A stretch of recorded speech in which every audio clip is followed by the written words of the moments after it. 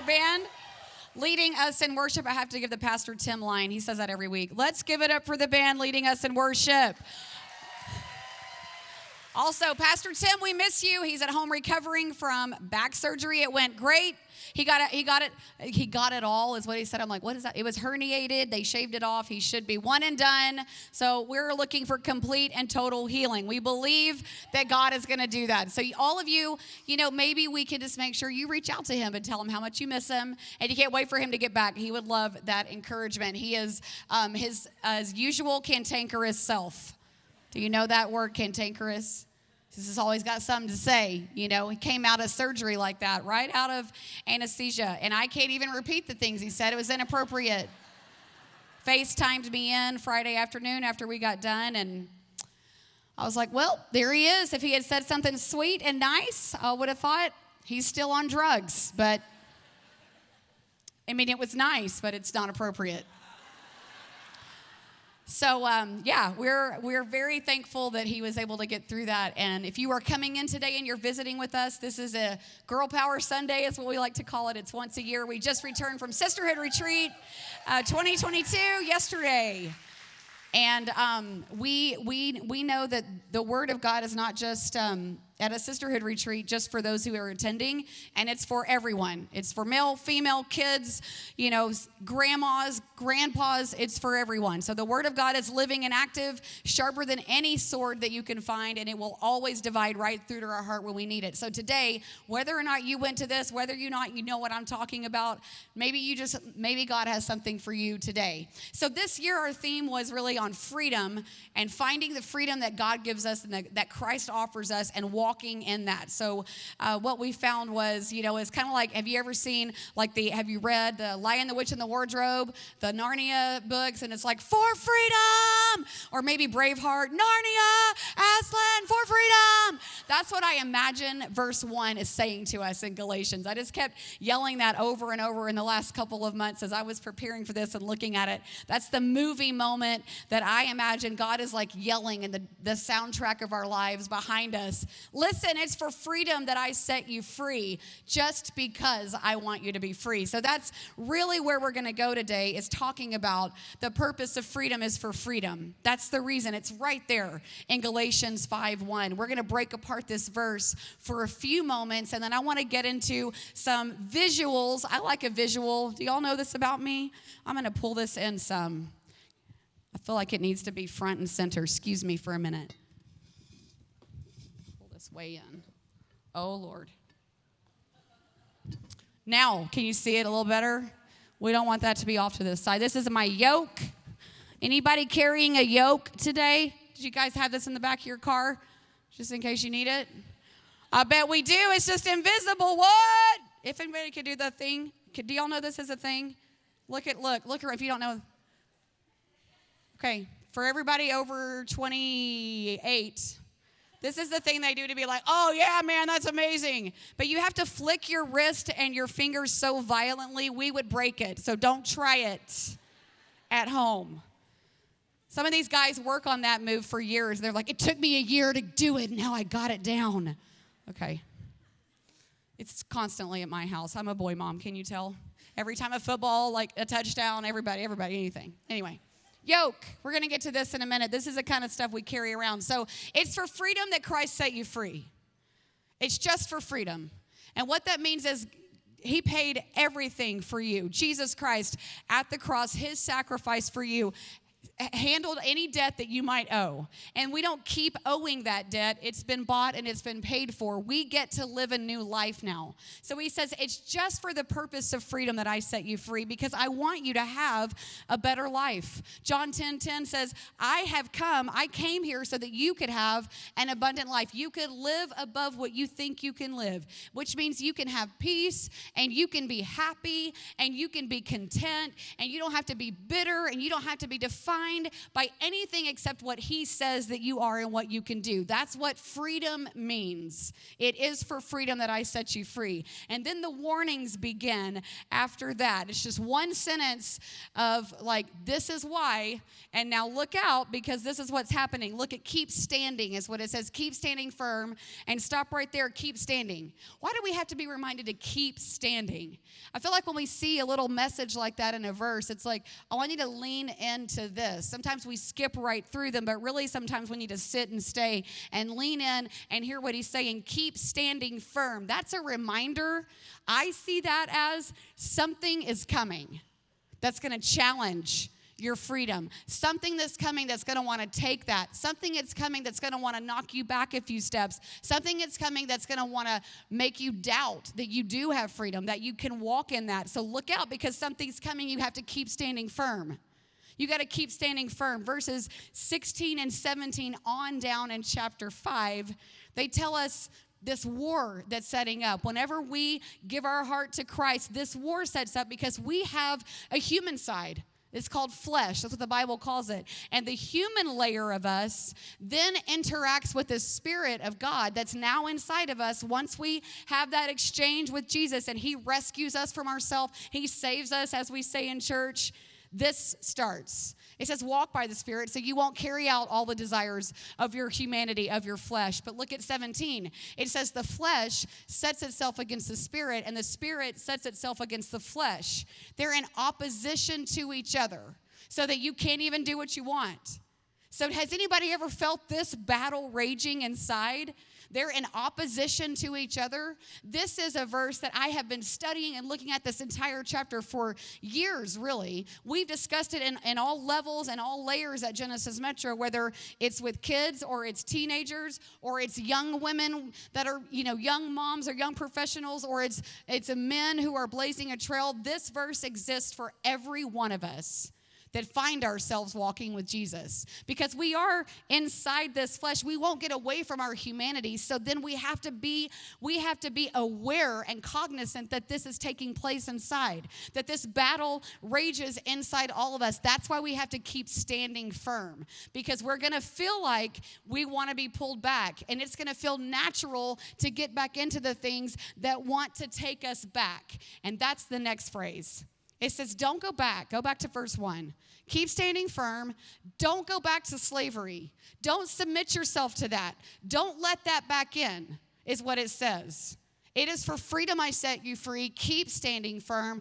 Don't go back to slavery. Why is it that we keep choosing that? Why is it that we aren't careful and mindful of those things? This is where this yoke comes in. This is a yoke used in farming. All right, this one is brand new, just whittled away a couple weeks ago. And, it's nice and pretty and it's all finished out and it's not rough. It's all sanded, but it is heavy. I think what we see is this yoke was used for the purpose of controlling the animal. And that's exactly what all of our vices are intended for our lives. Let me put this thing on. I like a good prop. Don't worry, I've already done it a few times. Everybody's like, I was worried about that yoke. I'm like, you doubt me. I got this. So this is the yoke. I'm trying to hit everything on the way in. This is what this looks like. I was free before I put this back on, but now I have this thing on. And, I really want to just stand and be able to use my hands and my arms, but, it doesn't really fit that well when you're standing like this. It's kind of like pushing on my jawbone. Get on in there into the voice box, larynx. Imagine walking into work and being like, what's up, guys? Did you have a good weekend? How was Saturday? How did the kids' games go? Oh, what, this on my neck? Oh, it's fine. I like it. I like to wear it, actually. It's real comfortable. I just keep putting it on. And then you realize, maybe this is a little painful, so you realize, this thing was really made to sit on a person like this, on the shoulders, right? That's the way it was used in Bible times and back before modern technology. This is what they used for the oxen. They put the ropes through these things, and it goes back to the farmer, and he keeps them in a straight line. But, that guy is not free. He can't just go willy-nilly on the crop. He has to stay in the line that he wants to. Now, proverbially speaking, the way this works for us is we keep going back to these things that keep us in a hunched position, that keep our head down, our eyes on the ground, never looking up. Always right here. We're not allowed to go this way. We can't go this way, because if we do, we start hitting everything around us, knocking everything, causing all kinds of drama and trauma and pain. And, we can't pay attention because we're just right here. There's no other way. Suddenly your back starts hurting. Your hamstrings are going to start hurting in a little bit. It's going to go all the way down, but this is it. That's the only position you're allowed to have. And what the verse is telling us is that Christ came to set us free from all of this, yet we keep choosing to walk in it. Got it. Got a little top heavy. I'm just going to put that right there. Imagine walking through life like that. He's like, I gave you all this freedom over here. You can just walk. You can do whatever you want. You can spin. You can move around. You can do anything you want over here without all of that on you. You start adding things like the things that tangle us up, the things that put weight on our backs. You start adding all those things in, and suddenly we just keep choosing these things because they're more comfortable than not being free. This is our choice. Keep standing firm because something's coming that's going to try to put all of this on you, and see how that works when you're trying to live your life. You think that would affect your family or your kids or your neighbors or your sister, your brother, your friends, your teachers, your coworkers? If you walked around holding all of that, I don't know how anybody has room for anything else when that's what they're carrying. Sometimes it's invisible, but is it invisible? It just sits on our lives, and he gives us these warnings about being very careful not to be sucked back into that. I want to give you a little bit of what we talked about this weekend was these things, but then finding a way to break through and hear God's voice louder than any other voice. You see these displays on the side here, and that's a lot of rubble. So there's a lot of rubble there, and there's this beauty on top of the rubble that's sitting here, and that's what we prayed for this weekend, was that people would know and feel that they were standing on top of the rubble because they'd had so much breakthrough. It was just in ashes around them, right? And sometimes we have to be focused in order to see what we need to break through on. And I think it's important for us to realize that the breakthrough is not easy to come by. That's why we took some time to break through some walls. You'll see that. We wrote some things out. You can start scrolling through pictures. We wrote some things out, some things that we needed God's hand on.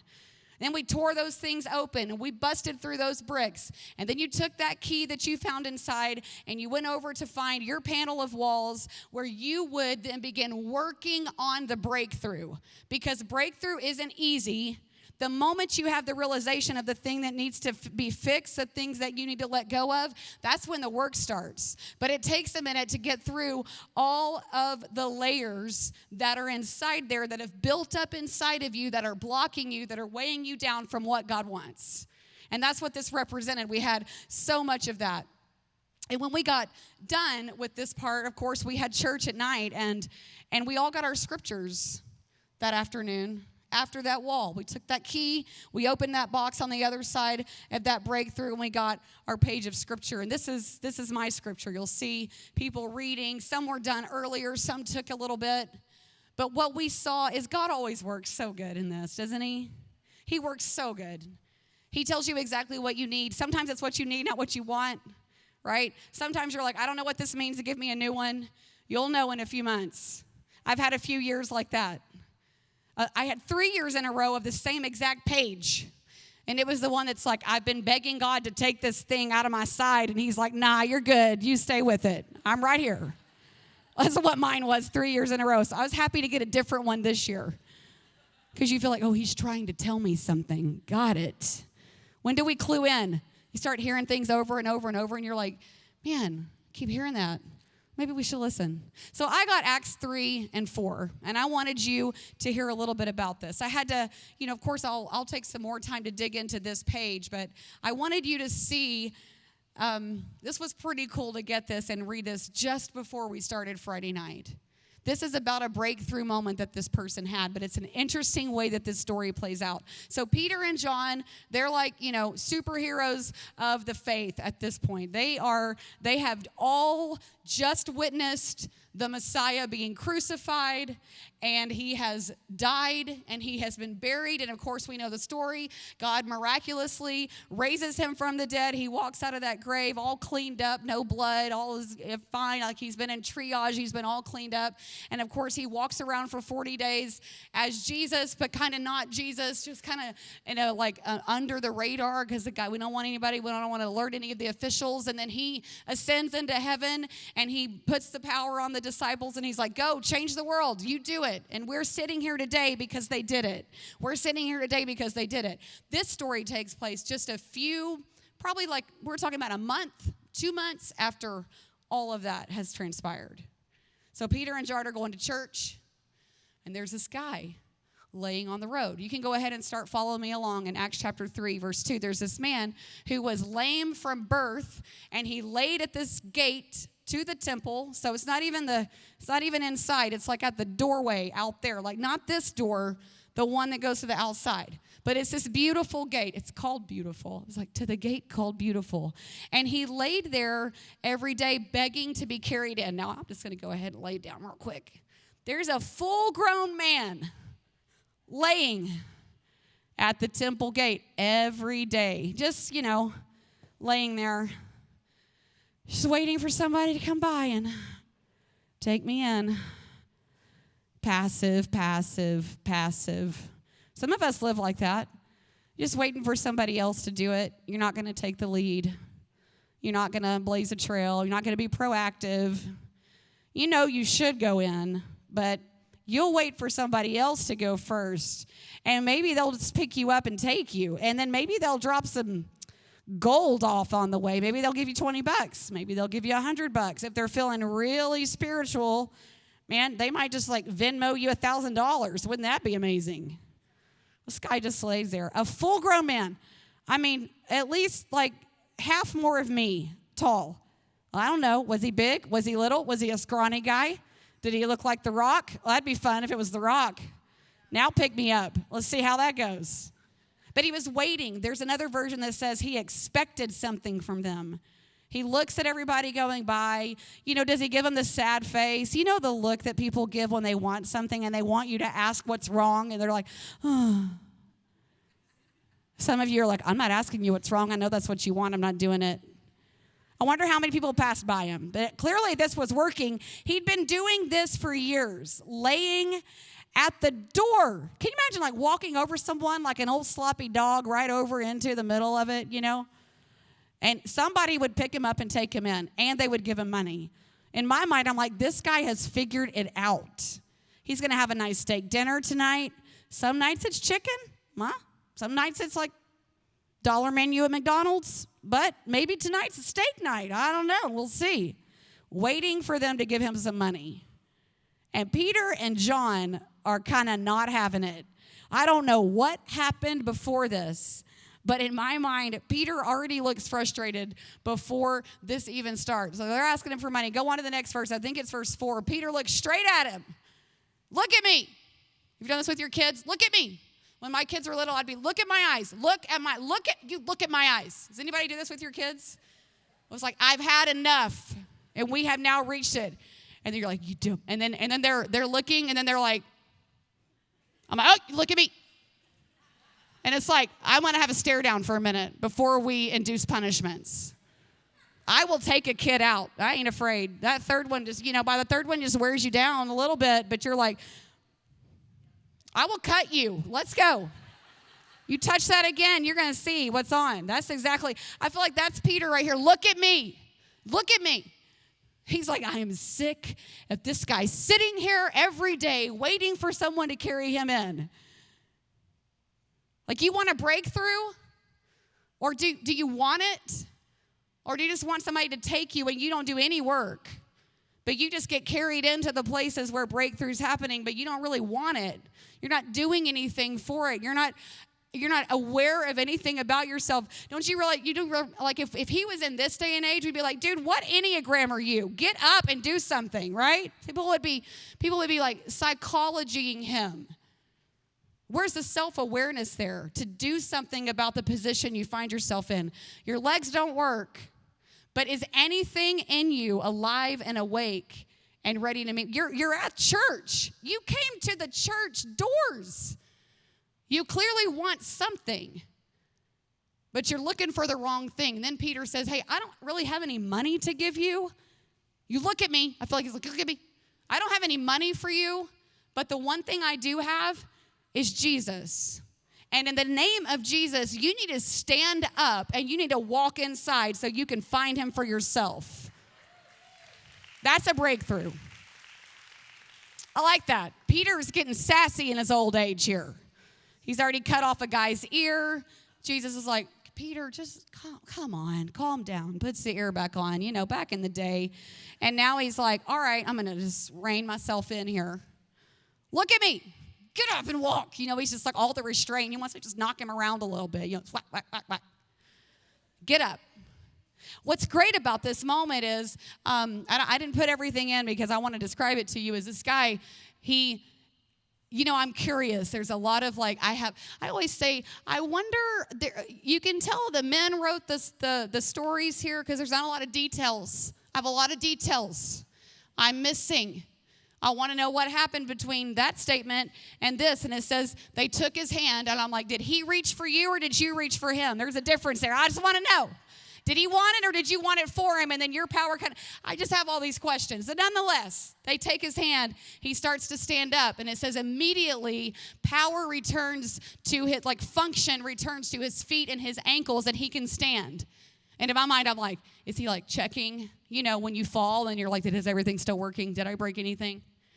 And it says, as he began to stand, that power just started returning to every fiber of his being. And then the next few verses talk about him walking in, jumping and leaping and praising God, and just like the craziest worshiper you've ever seen. That's what I imagine is happening here, right? Where you're like, oh, there she is again. She's here.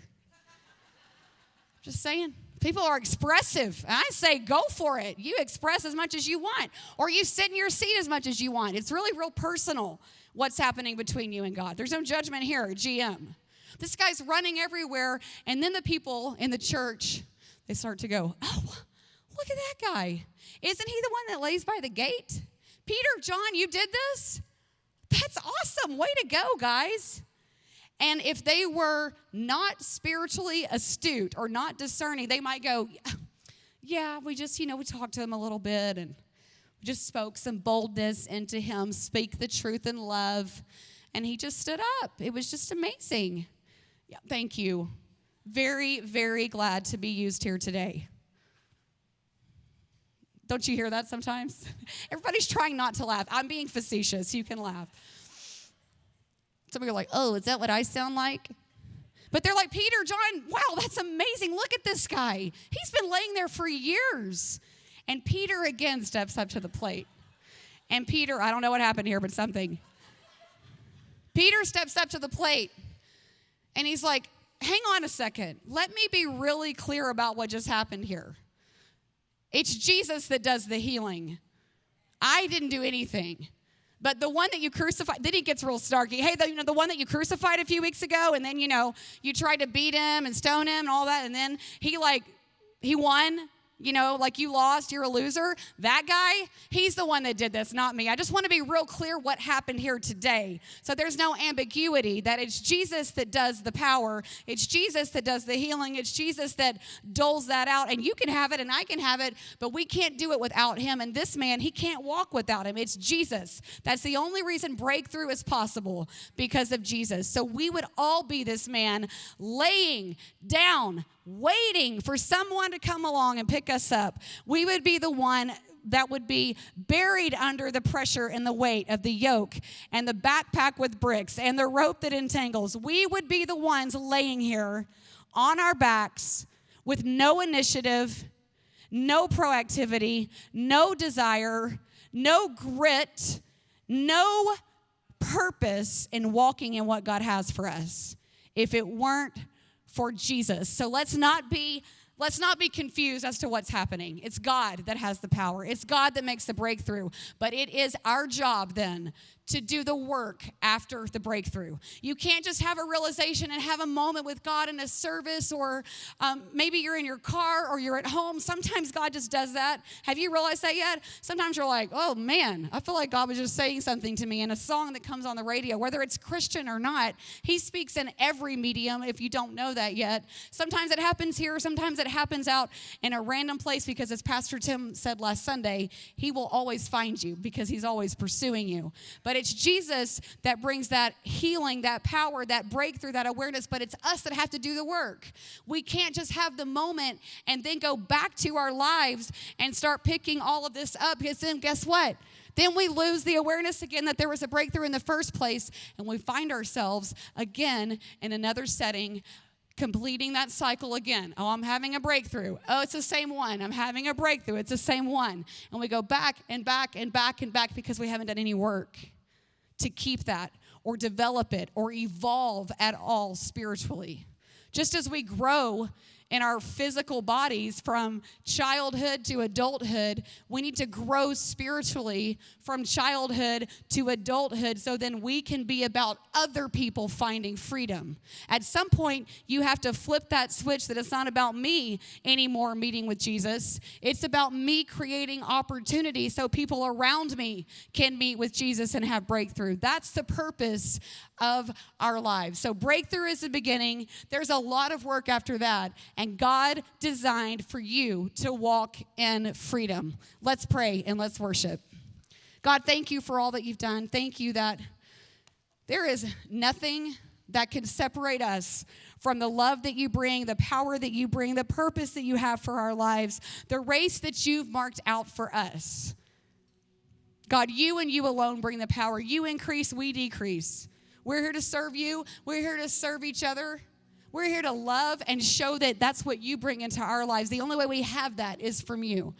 So as we begin to continue in worship, and you have raised dead things back to life this weekend, you have given back freedom.